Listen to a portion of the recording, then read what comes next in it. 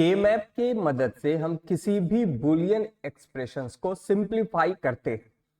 तो अगर हमारे पास कोई बुलियन एक्सप्रेशन है तो उसको सिंप्लीफाई करने का यूज हम के मैप के मदद से करते हैं।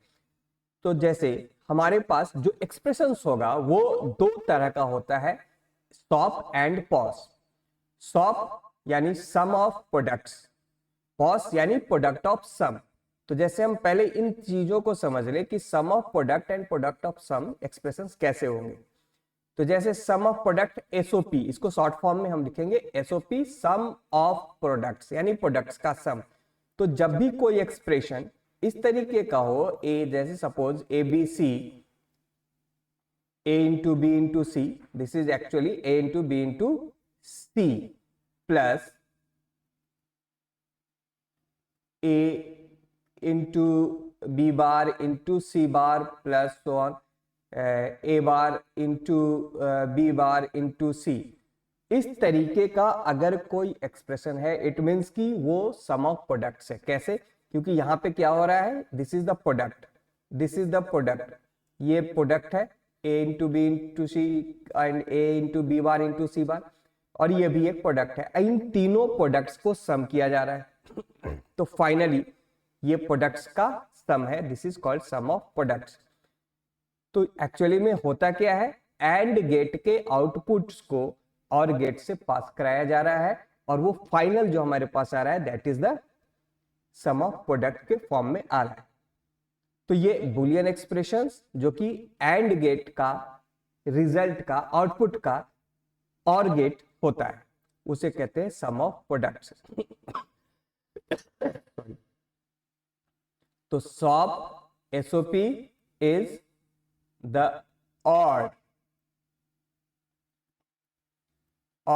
of and। तो एंड्स का और किया गया that is called shop. Just इसका उल्टा होता है पॉस, प्रोडक्ट ऑफ सम यानी सम का प्रोडक्ट। तो अगर कोई एक्सप्रेशन इस तरीके से दिया गया हुआ है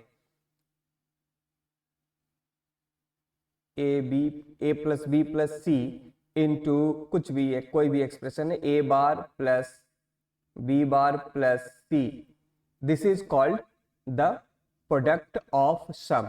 यानी ये क्या है, ये सम है एंड इस सम का प्रोडक्ट किया जा रहा है, तो ये हमारा पॉस हुआ। तो ये एक्सप्रेशंस ये दो तरह का होता है जिसको हम सिंप्लीफाई करते हैं बुलियन के मैप के मदद से। सॉप इज वाइडली यूज, इसका ज्यादातर सर्किट्स में सॉप का यूज किया जाता है, पॉस का रेयरली यूज होता है। तो अब ये जो हमें इसे सिंप्लीफाई करना है तो हो सकता है आपको कभी कभी ये सॉप या पॉस का एक्सप्रेशंस इस तरीके से भी देखने को मिले, जैसे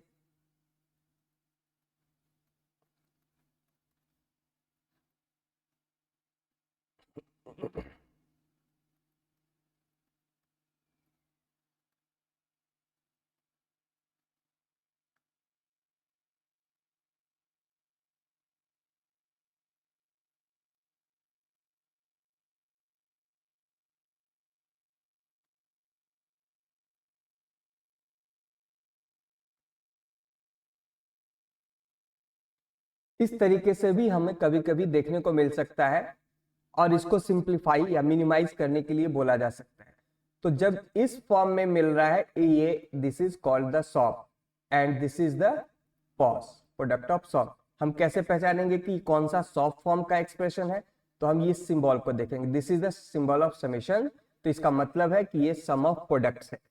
एंड इस तरीके से अगर सिंबल आता है इसका मतलब है कि ये प्रोडक्ट ऑफ सम है, पॉस है।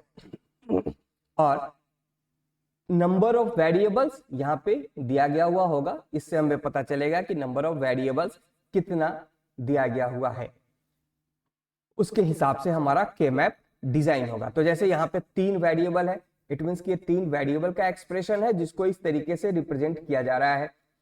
तो हम 3 वेरिएबल का के मैप डिफाइन करेंगे। अगर यहाँ पे 2 होता तो हम 2 वेरिएबल के मैप डिफाइन करते हैं, यहाँ पे 4 होता है A B C and D, then हम 4 वेरिएबल के मैप का यूज करते हैं। अब हम देखते हैं किसी भी एक्सप्रेशन को कैसे सिंप्लीफाई करेंगे या मिनिमाइज करेंगे बुलियन एक्सप्रेशंस के मदद से।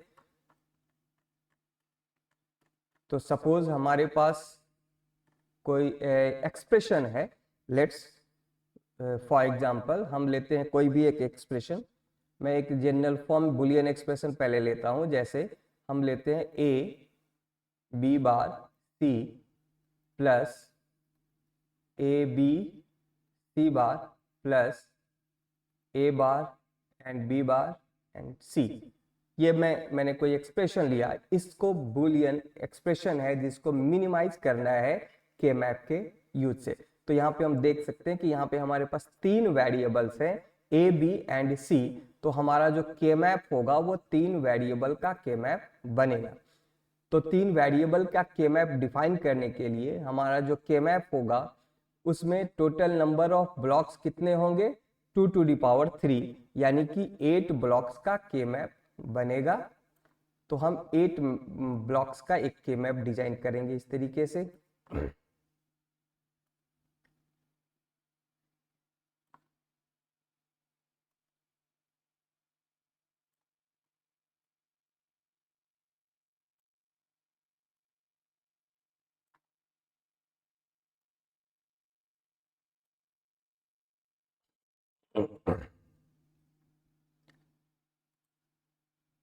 अब ए को हम यहाँ पे रिप्रेजेंट करेंगे एंड देन बी एंड सी को यहाँ।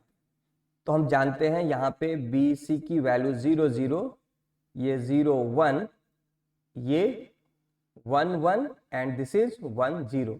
ए यहाँ पे 0 है एंड यहाँ पे 1 है। और हम इसको ऐसे भी लिख सकते हैं, यहाँ पे ए बार बी बार एंड सी बार। इस ब्लॉक में तीनों ए बार बी बार एंड सी बार हैं। यहाँ पे ए बार है एंड बी बार है बट सी पे कोई बार नहीं है, सी है। क्योंकि हम यहाँ देखेंगे ये वैल्यू 1 है, तो 1 है तो यहाँ पे सी लिखा जाएगा। अभी हमारा एक्सप्रेशन क्या है सॉफ्ट फॉर्म में, तो उसके अकॉर्डिंगली हम यहाँ पे देख रहे हैं। अब हम यहाँ पे देखेंगे ए क्या है, ए की वैल्यू ए बार है एंड बी एंड सी है। ए बार है, बी है एंड सी बार है। इसी तरह से यहाँ पे ए है, बी बार एंड सी बार, यहाँ पे ए बी बार एंड सी, यहाँ पे ए बी एंड सी और यहाँ पे A B and C bar. तो ये हमारा एक अरेंजमेंट के मैप का हुआ। अब हम यहाँ पे देखते हैं हमारा एक्सप्रेशन क्या है। हमारा एक्सप्रेशन है ये। अब इस जो हमारा बुलियन एक्सप्रेशन है इसमें हमारे 3 सेक्शन है, 3 पार्ट है जो ऐड हो रहे हैं एंड का। तो हम पहले वाले को देखते हैं ए बी बार सी। अब हम इस के मैप के अंदर हम देखेंगे ए बी बार सी कहाँ पे है। तो ए बी बार सी इस जगह पे इस ब्लॉक में आ रहा है, तो यहाँ पे हम 1 कर लेंगे। ठीक है, सॉप के केस में हम 1 करेंगे जब हमारा सॉप है। जब पॉज के फॉर्म में आएंगे तो हम 0 का यूज करेंगे। अब हम देखते हैं दूसरे को ए बी सी बार। ए बी सी बार हमारा कहाँ है, तो इस ब्लॉक में है, तो यहाँ पे हम 1 कर लेंगे। और तीसरा हमारा जो वैल्यू है ए बार बी बार सी, तो ए बार बी बार सी कहाँ पे है, यहाँ पे। अब हमारा ये के मैप में ये सारे वैल्यू अरेंज हो गए। अब हमें क्या करना है, अब हम लोगों को ये जो हमारे वैल्यूज अरेंज हुए हैं इनका ग्रुप क्रिएट करना है। तो जो ग्रुप क्रिएट करेंगे उस ग्रुप को क्रिएट करने का कुछ रूल्स है। How to create the group.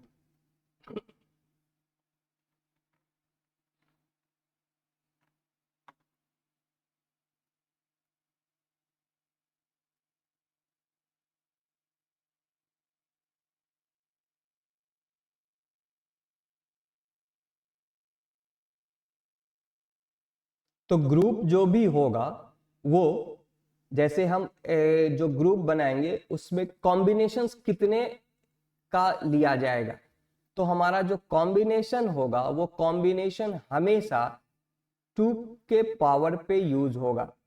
ठीक है, जैसे 2 टू द पावर 0 यानी 1 का भी ग्रुप बनेगा, 2 का पावर 1 2 का ग्रुप बनेगा, 2 का पावर 2 4 का ग्रुप बनेगा, 2 का पावर 3 8 का ग्रुप बनेगा, 2 का पावर 4 यानी 16 का ग्रुप बनेगा।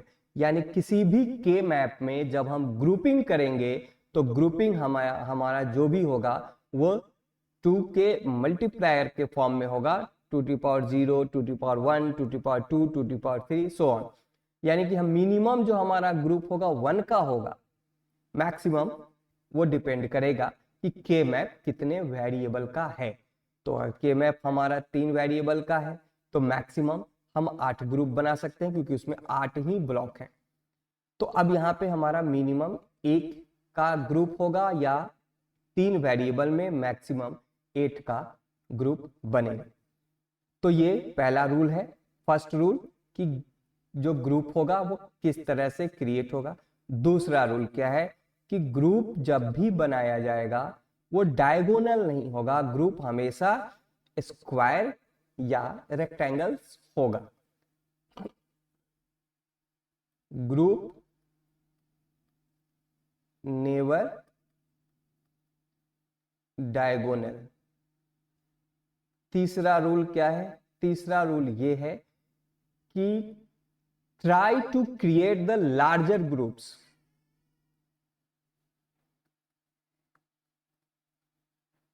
ग्रुप कभी भी जब हम क्रिएट करेंगे वो देखेंगे कि ग्रुप बड़ा से बड़ा हो सके, जितना मैक्सिमम पॉसिबल हो उतना लार्जर ग्रुप बनाने की कोशिश की जाएगी। स्मॉल पे नहीं जाएंगे, हम लार्जर करेंगे। लार्जर क्यों करेंगे? क्योंकि हमारे पास जो एक्सप्रेशन है हम उसको छोटा कर रहे हैं। तो छोटा कर, कभी भी किसी भी चीज को छोटा करने का तरीका क्या है? जैसे अगर हमारे पास किसी कॉलेज में, किसी इंस्टीट्यूशंस में अगर 100 स्टूडेंट्स किसी एक क्लास में है तो क्या किया जाता है? सेक्शंस डिवाइड किया जाता है, ग्रुप बनाया जाता है। तो ग्रुप बनाने से क्या होता है कि हम एक में कई को रखेंगे। तो ग्रुपिंग करना यानी कि हम छोटा कर देते हैं। तो हम अब यहाँ पे ग्रुप बना रहे हैं तो हम ये देखेंगे कि हमारा जो ग्रुप डिफाइन हो रहा है, ये ग्रुप सबसे पहले कि ये लार्जर बनाया जा सके। तो यहाँ पे हमारे पास 3 ही वेरिएबल, 3 ही वंस है। तो यहाँ पे हमारा 4 का तो बनेगा नहीं, मैक्सिमम हमारा यहाँ पे क्या बन सकता है? 2 का, क्योंकि 3 का भी नहीं बनना है। या तो 2 का बनेगा, या 1 का बनेगा, या 4 का बनेगा, या 8 का बनेगा। तो यहाँ पे हमारे पास 3 है तो हम सबसे बड़ा ग्रुप जो बना सकते हैं वो क्या बना सकते हैं? वो 2 का बना सकते हैं। और 2 का जब हमें बनाना है तो हम लोगों को स्क्वायर के फॉर्म में बनाना है।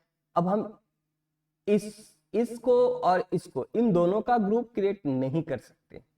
क्यों नहीं क्रिएट कर सकते? हाँ, अगर ये वाला 1 ये 1 यहां पे होता तो हम इसको और इसको ग्रुप क्रिएट कर सकते थे।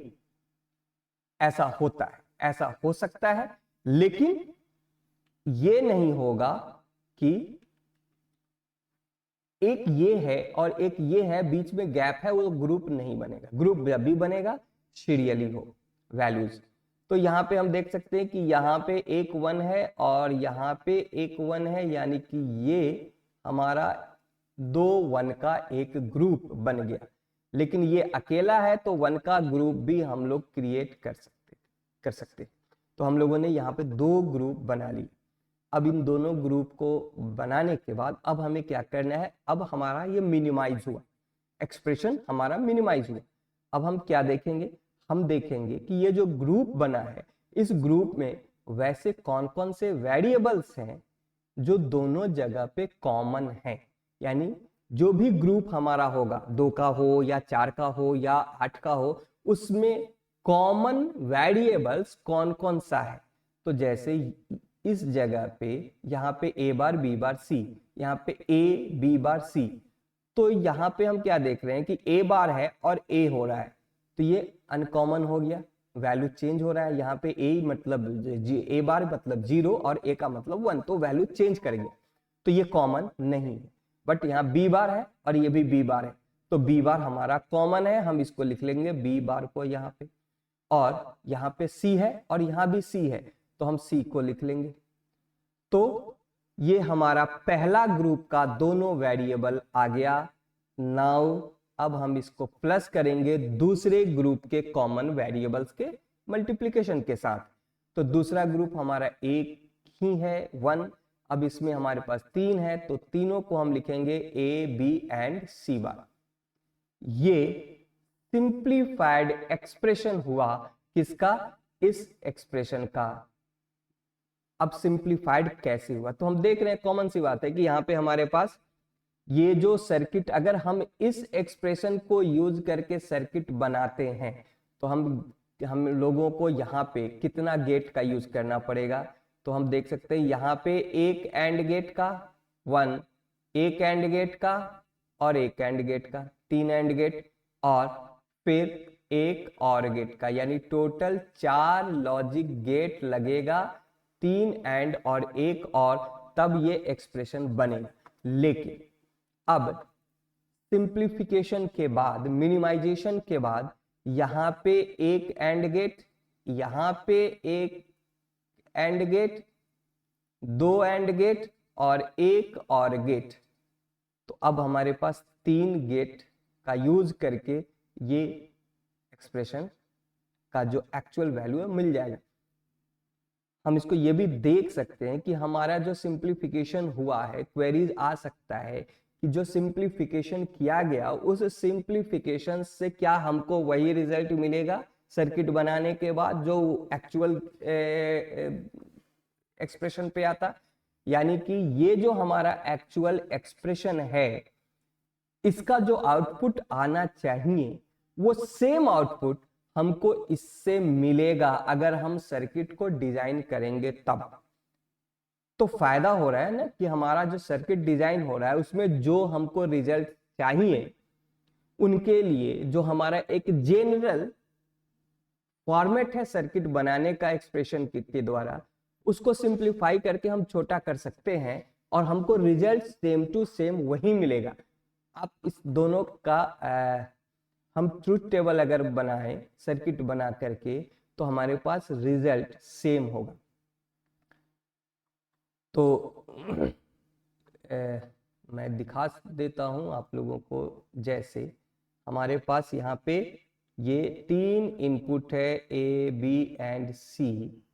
अब इनका जो भी हमारा आउटपुट आना चाहिए तो 0 0 0 0 1 1 1 1 0 0 1 1 0 0 1 1 0 1 0 1 0 1 0 1। अब सबसे पहले A B bar C and A bar B C, then A bar B C bar. तो A B bar C, A B bar सी यानी कि 0 1 0, ये हुआ 0। ए बार बी सी, ए बार बी सी ये भी 0 होगा, ए बार बी इंटू सी ये भी 0 होगा। अब यहाँ पे ए बी बार 1 सी ये भी 0 हो जाएगा, ए बार 0 ये भी 0 हो जाएगा, ये भी 0 हो जाएगा। इसी तरीके से यहाँ पे ये 0 हो जाएगा, ये भी 0 हो जाएगा एंड ये भी 0 हो जाएगा। देन ये 1 ये भी 0 होगा और ये भी 0 हो जाएगा, ये भी 0 हो जाएगा। 1 1 1 ये 1 होगा। देन यहाँ पे ए बार बी सी, ए 1 ये 0 हो जाएगा, ए बार प्लस बी सी बार ये भी 0 हो जाएगा, ये ये 1 होगा, ये 0 होगा और ये 0 होगा। उसी तरीके से ये 0 होगा, ये 1 होगा और ये 1 ये 0 हो जाएगा। और फिर ये 0 0 0। अब इसका और करने का मतलब अब इस तीनों का और करते हैं, तो 0 + 0 + 0 0 0 0 0 1 1 1 0। तो इस तरीके से हमारा ये फाइनल इसका आउटपुट आ रहा है। अब हमारे पास जो मिनिमाइजेशन के बाद जो एक्सप्रेशन आया वो क्या है, b bar c plus A B C bar. हम अब उसका अगर ट्रुथ टेबल बनाते हैं तो वो जो वैल्यू होगा वो भी बिल्कुल यही होगा जो अभी यहाँ पे आ रहा है। तो फायदा यही है मिनिमाइजेशन करने से कि हमारा एक्सप्रेशन जो होता है वो छोटा होता है और हमारा जो एक्चुअल रिजल्ट चाहिए वो वही रहता है जो होना चाहिए।